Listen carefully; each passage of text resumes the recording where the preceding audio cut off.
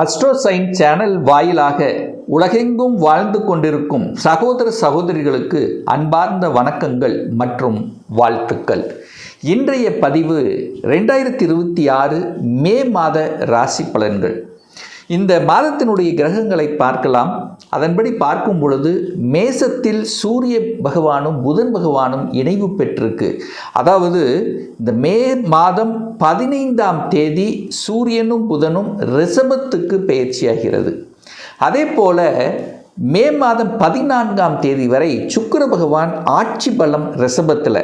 அதற்கு அப்புறம் பார்த்தீங்கன்னா சுக்கிர பகவான் மே மாதம் 14ஆம் தேதி மிதுனத்தில் போய் அமர்ந்து கொண்டு அங்கு குரு சுக்கிரன் இணைவு பெற்றிருக்கக்கூடிய ஒரு மாதமாக அமையப்போகுது.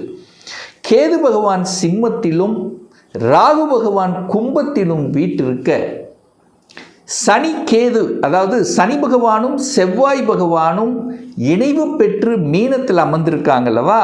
அதில் செவ்வாய் பகவான் பார்த்தீங்கன்னா மே மாதம் 11ஆம் தேதி அன்று மேசத்தில் போய் அமர்ந்து கொண்டு ஆட்சி பலத்தோடு அமர்ந்து வலிமையாக பலன் தரப்போகிறார்.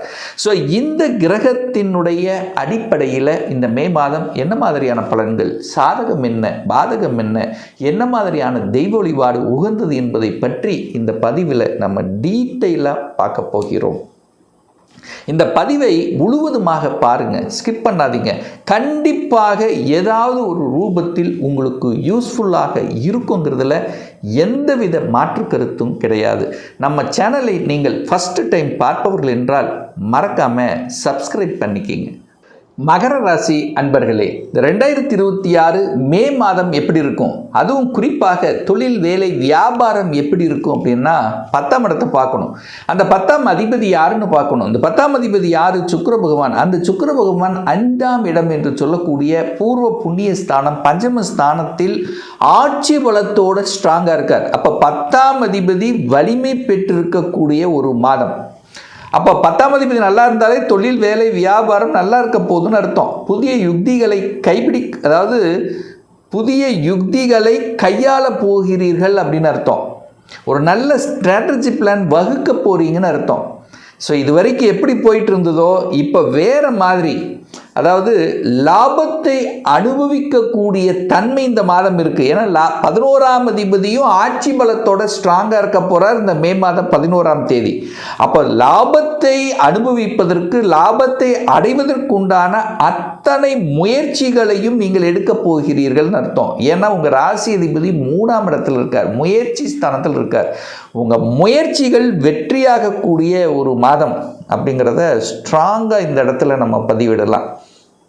அப்போது தொழில் ஒரு சிலருக்கு புதிய தொழிலை நிர்வகிக்கக்கூடிய தன்மை, புதிய கிளைகளை தோற்றுவிக்கக்கூடிய தன்மை, ஒரு சிலர் இது வரைக்கும் வேலை பார்த்துட்டு இருந்தவங்க இப்போ சொந்த தொழில் செய்யலாம் என்கின்ற எண்ணத்தை கொடுக்கக்கூடிய அமைப்புகள், அல்லது கணவன் மனைவி 2 பேரும் சேர்ந்து ஒரு தொழிலை ஆரம்பிக்கணுங்கிற எண்ண உணர்வுகள், இப்போ தொழில் சார்ந்த விஷயத்தில் ஒரு மாற்றத்தை நோக்கி செல்லக்கூடிய அமைப்பு இந்த மே மாதம் நிச்சயமாக உண்டு. சார் வேலை பற்றி சொல்லுங்கள் அப்படின்னா, ஏற்கனவே வேலையில் இருக்கின்றவர்கள் 10ஆம் அதிபதி வலிமையாக இருக்கார்லவா. அப்போ 10ஆம் அதிபதி வலிமையாக இருக்கிறதுனால வேலை மாற்று இருக்கக்கூடிய அல்லது அப்ளை பண்ணி காத்து கொண்டு இருப்பவர்களுக்கு நிச்சயமாக வேலை உண்டு. அதில் மாற்று கருத்து இல்லை. ஏன்னா 10க்குரிய வலிமை பெறுகிறார். சுக்கிரன் தான் உங்களுக்கு யோகாதிபதி. இந்த மகரத்துக்கு இருக்கக்கூடிய 9 கிரகங்களில் அதிகமான நல்லவை செய்யக்கூடிய ஒரு கிரகம் அப்படின்னா அது சுக்கிரன் தான் சொல்லணும். அந்த சுக்கிரன் இப்போ ஆட்சி பலத்தோடு இருக்கார். அப்போ உங்களுக்கு ஒரு நல்லது நடக்கணும்லவா, உங்களுக்கு பொருளாதார மேம்பாடு கொடுக்கணும்லவா, சுக்கிரன் கையிருப்பு பணம் உங்கள் பாக்கெட்டில் இருக்கணும்லவா. அப்போ நிச்சயமாக வேலை உண்டு. ஒரு சிலர் வேலை மாறுவதற்குண்டான அறிகுறி இருக்கான்னா கண்டிப்பாக இருக்கிறது. அதில் மாற்று கருத்து இல்லை. உங்கள் முயற்சியால் மாற்றம் அப்படிங்கிறது உண்டு. அது சுக்கிரன் குருவோட சேரப்போகிறார். எப்போ? இந்த மே மாதம் 14ஆம் தேதி குரு சுக்கிரன் இணைவு பெற்று 12ஆம் இடத்தை பார்க்குது. அப்போ ஒரு சேஞ்சஸ் அப்படிங்கிறது நிச்சயமாக உண்டு. வேலை ரீதியாக, உத்தியோக ரீதியாக ஒரு சிலருக்கு ப்ரமோஷன் கொடுக்கக்கூடிய அமைப்புங்கிறது உண்டு. ஏன்னா குரு சுக்கிரன் சேர்ந்துட்டார், பணம் கொடுக்கணும் இல்லவா. அப்போ உங்கள் பணம் கொஞ்சம் அதிகரிக்கணும்லவா, பொருளாதார வாய்ப்புகள் உங்களுக்கு தேடி வரணும்லவா, அது கண்டிப்பாக கொடுக்கக்கூடிய அமைப்பு இந்த மாதம் மே மாதம் இந்த மகரத்துக்கு நிச்சயமாக ஏற்படுத்தும். சார், சுப காரியங்கள் இந்த மாதம் எப்படி இருக்கு? சுப காரியத்துக்கான அறிகுறிகள் தென்படுகிறதா? குரு 6ல் உட்கார்ந்துருக்கார். இனி குரு பயிற்சிக்கு அப்புறம் 7ஆம் இடத்துக்கு வந்துடுறார். 7ஆம் அதிபதியாக இருக்கக்கூடியவர் சந்திரன். அப்போ என்னன்னா, கண்டிப்பாக இந்த மே மாதம் இறுதியிலிருந்து திருமண வாய்ப்புகள் உங்களுக்கு நடந்தேறும். அதாவது திருமணம் ஒரு வருடமாக பார்த்து கொண்டிருக்காங்க, ஏதாவது தட்டி கழிச்சிட்டே போகுது, சரியான ஒரு வரன் அமையலன்னு இருக்கக்கூடிய மகரத்துக்கெல்லாம் இந்த மே மாத இறுதியிலிருந்து பார்த்தீங்கன்னா திருமண வாய்ப்புகள் கைகூடும். எந்நேரம் உங்களுக்கு ஃபிக்ஸ் ஆகும், டக்குன்னு திருமணம் நடந்துடும். ஒரே மாதத்தில் ஃபிக்ஸ் ஆகி நடக்கக்கூடிய அமைப்புகள் சந்தர்ப்பங்கள் நிச்சயமாக உண்டு. ஏன்னா அந்த குரு பெயர்ச்சிக்கு அப்புறம்தான் உங்களுக்கு மகரத்துக்கு நிறைய மாறுதல்கள் நடக்கக்கூடிய அமைப்புங்கிறது உண்டு. ஏன்னா குரு என்கின்ற ஒரு சுப கிரகம் உங்கள் ராசியை பார்த்து விடுவார், அடுத்து உங்கள் ராசிநாதனை பார்த்து விடுவார், அடுத்து பார்த்தீங்கன்னா 11ஆம் இடமான லாபஸ்தானத்தை பார்க்குறார். அப்போ குரு எங்கெல்லாம் பார்க்கிறாரோ அந்த இடத்தையெல்லாம் புனிதப்படுத்த போகிறார். அப்போ முதல்ல உங்களுக்கு தன்னம்பிக்கை வரவழைக்க போகிறார், தைரியத்தை வரவழைக்க போகிறார். அப்போ இந்த மே மாத இறுதியிலிருந்து சாதிக்கணும் என்கின்ற எண்ணம் உணர்வுகள் அதிகமாக இருக்கும். மகரத்துக்கு இனி ஏறிமுகம்தான், இறங்கு முகம் என்பது நிச்சயமாக இல்லை. ராகு பகவான் பார்த்தீங்கன்னா 2ஆம் இடத்தில் உட்கார்ந்துருக்கார், குடும்பஸ்தானத்தில் உட்கார்ந்துருக்கார். அப்போ குடும்பத்தில் ஒரு பாவ கிரகம் உட்கார்ந்துருக்கு, ஒரு ஆக்ரோஷ கிரகம் அங்கே உட்கார்ந்துருக்கு, ஒரு கெடுதலை செய்யக்கூடிய கிரகம் இருக்குது. அப்போது குடும்ப விஷயம், தன விஷயம், வாக்கு விஷயத்தில் கரெக்டாக இருக்கணும்னு அர்த்தம். ஏதாவது தவறு நடந்ததுன்னா அப்புறம் பிரச்சனை உருவாக்கிடும்னு அர்த்தம்.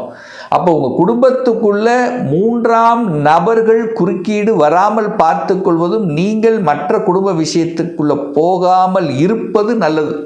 அப்படி போச்சு அப்படின்னா பிரச்சனைகளை, குடும்பத்துக்குள்ள பிரச்சனை உருவாக்குவதற்கு அங்கே ராகு ரெடியாக இருக்காருன்னு அர்த்தம். அப்போ இதிலிருந்து என்ன தெரியுது? குடும்பத்தில் கொஞ்சம் விட்டு கொடுத்து அனுசரணையோடு செல்லணும் என்பதை ஞாபகத்தில் வைத்து கொள்ளுங்கள் இந்த மகர ராசி அன்பர்கள்.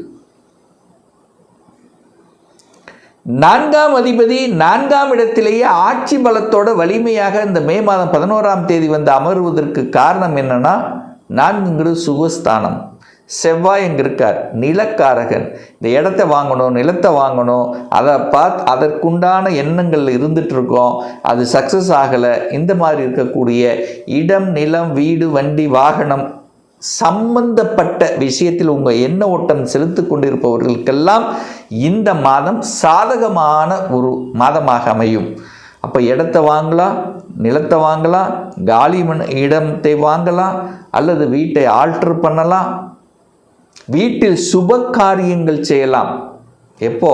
மே 11க்கு அப்புறம் அதுக்கான வாய்ப்புகள் சந்தர்ப்பங்களை கொடுக்கும். அப்போது வீட்டில் ஒரு மங்களகரமான விஷயங்கள் செய்வதற்குண்டான வாய்ப்புகள் சந்தர்ப்பங்கள் உண்டு. தாயை நினைத்து கொண்டிருப்பவர்கள், தாயை நினைத்து வருத்தப்பட்டு கொண்டிருப்பவர்கள், தாய்க்கு ஏதாவது ஹெல்த் சம்பந்தப்பட்ட பிரச்சனை இருக்கிறவங்களுக்கெல்லாம் இந்த மாதம் ஒரு தீர்வு கிடைக்கும், ஒரு சொல்யூஷன் கிடைக்கும், ஒரு சரியாகும் அப்படிங்கிறக்கூடிய அமைப்பு இந்த மாதம் நல்லபடியாக இருக்கிறது. 9ஆம் அதிபதி பாக்கியத்தை தரக்கூடியவனான புதன் பகவான் 4ஆம் இடத்தில் அமர்ந்து கொண்டு இந்த மாதம் 15ஆம் தேதி 5ஆம் இடத்தில் வந்து அமர்கிறார். அது சூரியனோடு சேர்ந்திருக்கார். சூரியன் புதன் இணைவு. சூரியனுங்கிறது 8ஆம் அதிபதி, அட்டமாதிபதி. ஸோ 8ஆம் அதிபதி 4ஆம் இடத்தில் உச்சமாக இருப்பதற்கு என்ன அப்படின்னா, இந்த வண்டி வாகனங்கள் செல்லும் பொழுது மட்டும் கொஞ்சம் கவனத்தில் இருக்கணும் அப்படிங்கிறத ஞாபகத்தில் வச்சுக்கோங்க. இரவு நேர பயணம், அதுக்கு என்ன, இரவு நேர பயணங்களை தவிர்த்து விடுவது இந்த மகரத்துக்கு நல்லது. அதுவும் குறிப்பாக இந்த 15ஆம் தேதி வரை, மே மாதம் 15ஆம் தேதி வரை கொஞ்சம் வண்டி வாகனத்தில் இந்த வித்தை காமிக்கிறது, வேகமாக செலுத்துறது, இதெல்லாம் கொஞ்சம் கட்டுப்பாடோடு நடந்துக்கிறது நல்லது. வாகனம் இயக்குவதில்லை. கடன் இருக்கு சார், கடன் குறைக்குமா? ஏன்னா குரு 12ஆம் இடத்தை பார்த்து 6ல் இருக்கார். அப்போ கடன் என்கின்ற தன்மை கண்டிப்பாக மகரத்துக்கு உண்டு.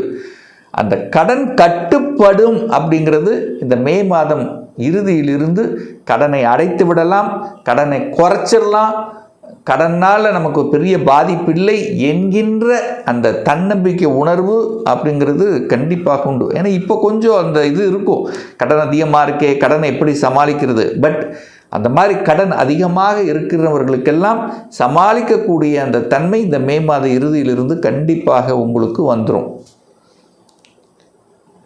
இந்த வம்பு வழக்கு சம்பந்தப்பட்ட கோர்ட் கேஸ் இதுக்கெல்லாம் ஒரு தீர்வு கொடுக்கக்கூடிய அமைப்புகள் இந்த மாத இறுதியில் நல்லபடியாகவே இருக்கிறது.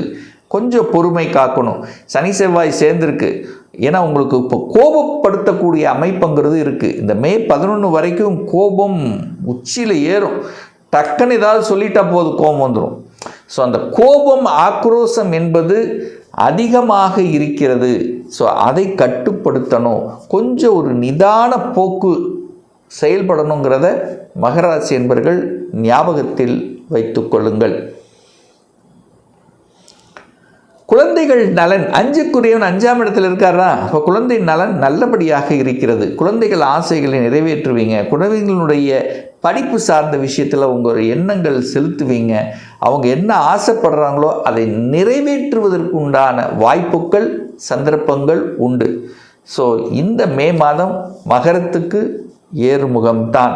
நினைத்தது நடத்தக்கூடிய, நினைத்தது சாதிக்கக்கூடிய, நல்ல செய்திகளை கொடுக்கக்கூடிய ஒரு நல்ல மாதமாகவே அமைகிறது இந்த மகர ராசி அன்பர்களுக்கு. இப்போ நான் சொன்னது கோச்சார ரீதியாக இந்த மே மாதத்துக்குரிய ஒரு பொதுவான பலன்கள். இந்த ராசி நட்சத்திரத்தில் பார்த்தீங்கன்னா பல கோடிக்கணக்கான பேர் இருப்பீங்க. எல்லாருக்கும் ஒரே பலன் நிச்சயமாக இல்லை. ஏன்னா ஒவ்வொருத்தரும் டிஃப்ரெண்ட். இந்த கோச்சார பலனை குறைந்தது 3-4 மாதங்கள் கண்டினியூஸாக பாருங்கள். கரெக்டாக பொருந்தி வரல அப்படின்னா உங்கள் தசாநாதனோ புத்திநாதனோ பாவ கிரகங்களினுடைய தொடர்பில் இருக்கும், அல்லது 6, 8, 12 அதிபதிகளோட அல்லது அந்த இடத்துல இருந்து நடந்துட்டுருக்குன்னு அர்த்தம்.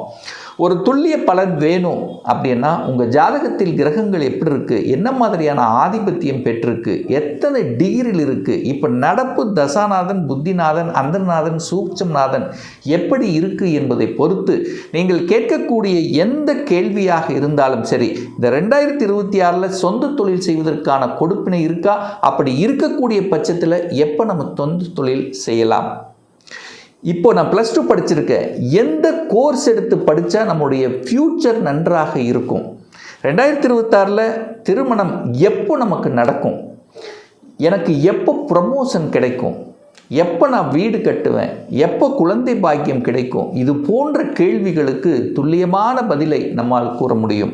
ஒரு பர்சனல் கன்சல்டேஷன் எடுத்துக்கணும், ஒரு சுய ஜாதகம் பார்க்கணும் என்று விருப்பப்படக்கூடிய அன்பர்கள் டிஸ்பிளே தெரியக்கூடிய நம்பருக்கு வாட்ஸ்அப் மூலமாகவோ ஃபோன் கால் மூலமாகவோ தொடர்பு கொண்டு அப்பாயின்மெண்ட் பெற்றுக்கொண்டு நேரடியாகவோ அல்லது ஆன்லைன் மூலமாகவோ கன்சல்டேஷன் எடுத்துக்கலாம். நம்மளுடைய அலுவலகம் கோயம்புத்தூரில் அமைந்துள்ளது. அதாவது கோயம்புத்தூர் இருந்து மேட்டுப்பாளையம் செல்லும் வழியில் வெள்ளக்கிணர் பிரிவு பக்கத்தில், அதாவது அன்னபூர்ணா ஹோட்டலுக்கு அருகில் அமைந்துள்ளது. பிரியர் அப்பாயின்மெண்ட் வாங்கிட்டு நேரடியாக கன்சல்டேஷன் எடுத்துக்கலாம். நம்ம சேனலை நீங்கள் ஃபர்ஸ்ட் டைம் பார்ப்பவர்கள் என்றால் மறக்காமல் சப்ஸ்கிரைப் பண்ணிக்கிங்க. பக்கத்தில் இருக்கக்கூடிய பெல் பட்டன் மற்றும் ஆல் நோட்டிஃபிகேஷனை கிளிக் பண்ணும்போது நான் போடக்கூடிய அடுத்தடுத்த பதிவுகள் உங்களுடைய நோட்டிஃபிகேஷனில் வந்து சேரும். இந்த ராசி நட்சத்திர நேயர்கள் அனைவரும் வாழ்க வளர்க வளம் பெறுக என்று எனது வாழ்த்தினை தெரிவித்துக்கொண்டு விடைபெறுகிறேன். நன்றி, வணக்கம், வாழ்த்துக்கள்.